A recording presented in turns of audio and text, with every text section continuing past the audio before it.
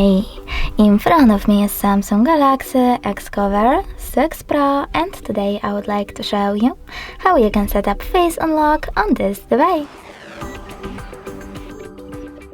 First of all, go into settings and scroll down, then click on lock screen.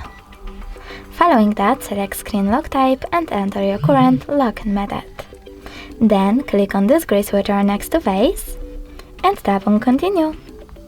Now keep your face in frame and follow all of the instructions presented on your screen.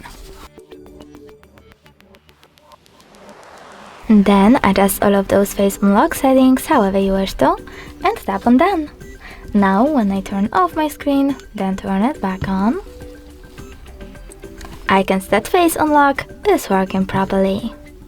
Thanks so much for watching. If you enjoyed this video, leave a like, comment and subscribe.